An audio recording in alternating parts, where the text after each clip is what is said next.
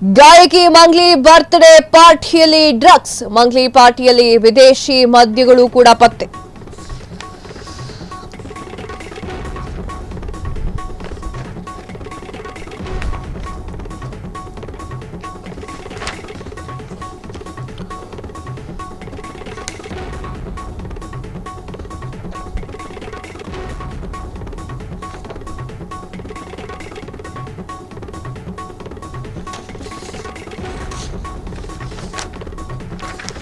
S, Mangli ಪಾರ್ಟಿಯಲ್ಲಿ ವಿದೇಶಿ ಮದ್ಯಗಳು ಪತ್ತೆ. Birthday party ಮೇಲೆ ಪೊಲೀಸರು ದಾಳಿಯನ್ನು ನಡೆಸಿದ್ದಾರೆ.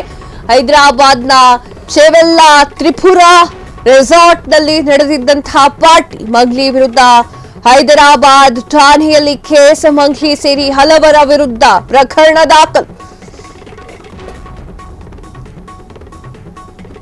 ಕೆಲವರ ರಕ್ತದ ಮಾದರಿಯನ್ನ ಪಡೆದು ಪರೀಕ್ಷೆ. 9 ಮಂದಿ ಗಾಂಜಾ ಸೇವನೆ ಮಾಡಿದ್ದು ದೃಢವಾಗಿದೆ. ಎಸ್, ದ ಗ್ರೇಟ್ ಸಿಂಗರ್ ಮಂಗ್ಲಿಗೆ ಒಂದು ಸಂಕಷ್ಟ ಎದುರಾಗಿರುವಂತದ್ದು. ಬರ್ತ್ಡೇ ಇತ್ತು ಅವ್ರದ್ದು. ಆ ಒಂದು ಬರ್ತ್ಡೇಯಲ್ಲಿ ಡ್ರಗ್ಸ್ ತೆಗೆದುಕೊಂಡಿದ್ದಾರೆ ಎನ್ನುವಂತಹ ವಿಚಾರ, ಆರೋಪ ಬೆಳಕಿಗೆ ಬಂದಿರುವಂತದ್ದು. ಗಾಯಕಿ ಮಂಗ್ಲಿ ಬರ್ತ್ಡೇ ಪಾರ್ಟಿಯಲ್ಲಿ ಡ್ರಗ್ಸ್.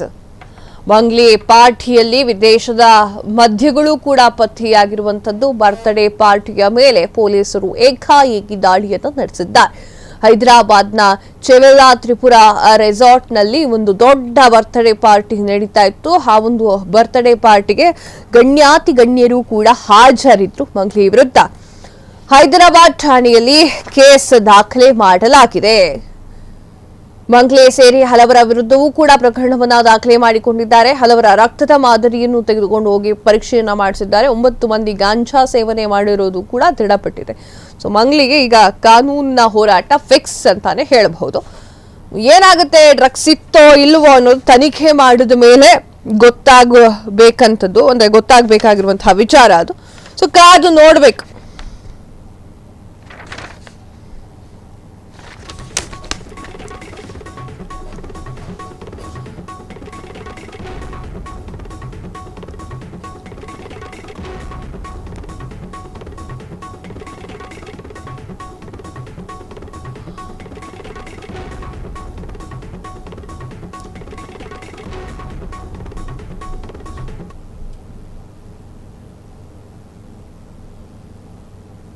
అది కాదు బీడీ ఉంది. బీడీ చేసిన అదే ఏ బీడీ? ఏం లేదు ఆ బీడీ ఆకొక్క అది వేసుకుని